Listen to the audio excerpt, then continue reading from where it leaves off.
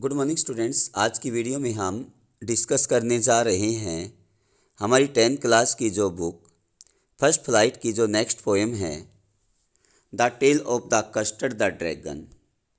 इसके बारे में हम डिटेल से इसकी समरी को करेंगे। हमने पिछली जितनी भी सभी पोएम्स है उनकी हमने समरी की हुई है, उनका लिंक आपको डिस्क्रिप्शन बॉक्स में मिल जाएगा। चलिए स्टार्ट करते हैं अपनी आज की इस वीडियो को। सबसे पहले introduction to the poet.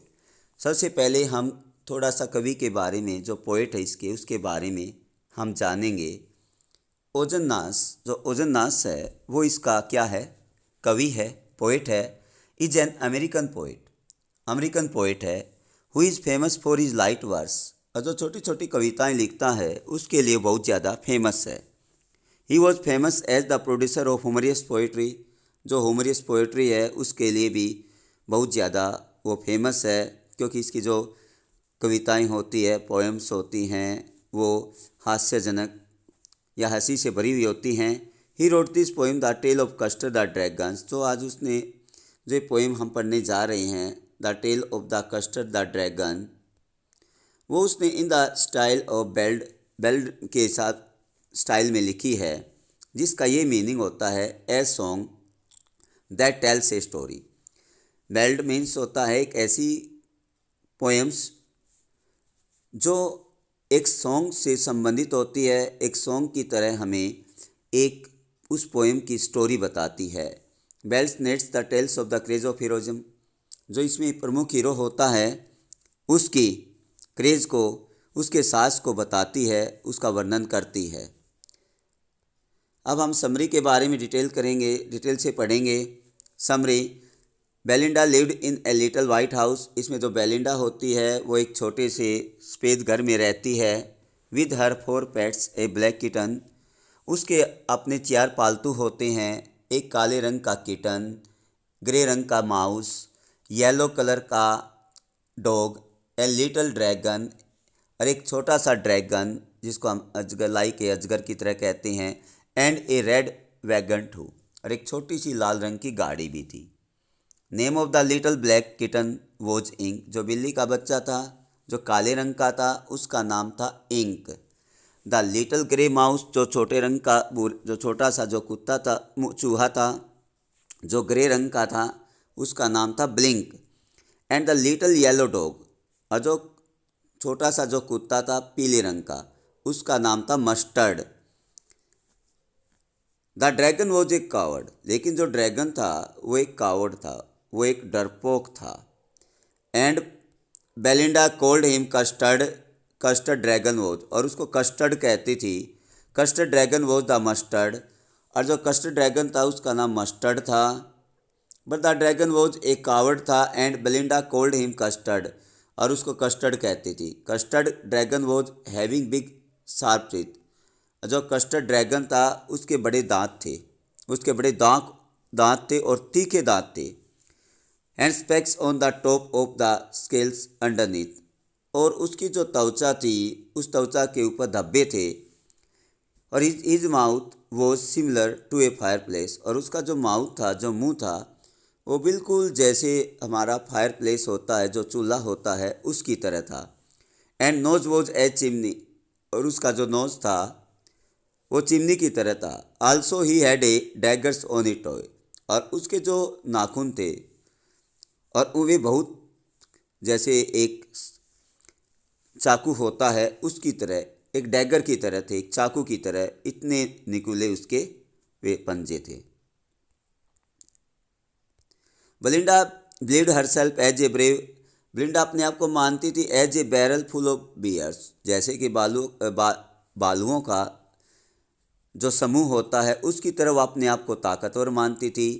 Ink and Blink were able to chase lions down the stair, और इंक और ब्लिंक हमेशा अपने डींगे हाँकते रहते थे और वो कहते थे कि हम लाइन्स की तरह हैं, शेर की तरह हैं। Mustard was as brave as an angry tiger, और मस्टर्ड अपने आप को ये कहता हो इतना ही बहादुर है, इतनी ही उसमें पावर है जैसे कि कोई क्रोधित टाइगर हो जाता है।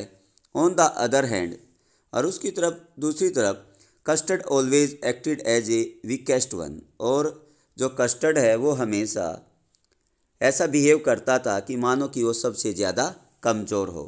Belinda always tickled custard restlessly.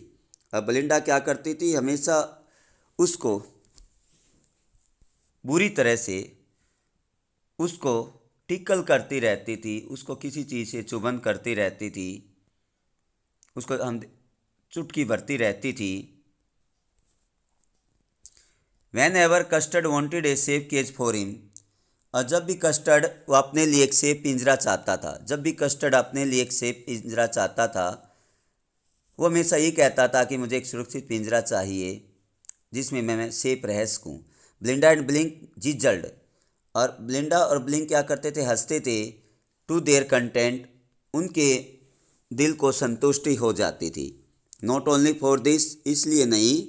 Ink and Mustard asked him, Ink और मस्टर्ड उससे पूछते थे हाउ ओल्ड ही वॉज, कि वो उसकी उम्र कितनी है। And he was scared of every is thing, क्योंकि वो हर छोटी मोटी चीज़ों से बहुत ज़्यादा डर जाता था, बहुत ज़्यादा भयभीत हो जाता था। एक बार क्या होता है कि once they encountered a pirate, उनका सामना एक पायरेट मीन्स एक समुद्री लुटेरा होता है, एक डाकू, उससे उनका सामना होता है। With guns in both hands, उसके हाथों में, दोनों हाथों में बंदूक होती है। And a knife between his teeth, और उसने अपने दांतों के बीच में एक चाकू भी पकड़ा हुआ है। सिंह पायरेट को देखकर Belinda started crying for help, Belinda मदद के लिए चिल्लाने लग जाती है। Then all the animal said, फिर उसके बाद सारे जो उसके वे ढींगे हाँकते थे वे जानवर, वे अपनी अलाई बचाने के लिए वे भाग जाते हैं, कहीं छिप जाते हैं। Only custard fort with the pirate, केवल जो कस्टर्ड होता है, जिनको वे कायर कहते थे, उसका मजाक उड़ाया करते थे, वो उस पायरेट से लड़ता है। एंड एट इट अप, और उसको पूरा चबा जाता है, खा जाता है। As Custard saved everyone, Custard जब सभी की लाई बचा देता है। ऑल थैंक्ड हिम, सभी उसका धन्यवाद करते हैं, उसके चारों तरफ आते हैं। बट इन द एंड, लेकिन अंत में दे रियलाइज, अब उनको यह आभास होता है, फिर वे कहते हैं दे यू to make fun of dragon, और वो ड्रैगन का फिर मजाक उड़ाते हैं। वो कहते हैं तुम तो कायर हो, टिम्ड हो, डरपोक हो, फिर ये कह के उसका दोबारा मजाक उड़ाना शुरू कर देते हैं। So all of them suddenly started saying, फिर और सभी एकदम फिर एक साथ कहने शुरू कर देते हैं कि they are braver than him, कि वो तो उससे ज़्यादा ताकतवर हैं, ये तो कायर हैं, हम आपसे बहुत ज़्यादा ताकतवर हैं। And hence could have handle the situation in a much better way, और हम सब इस स्थिति को अच्छे ढंग से हैंडल कर सकते थे। यदि आप बीच में नहीं आते तो हम भी पायरेट को मार सकते थे। आप तो डरपोक हो और डरपोक ही रहोगे।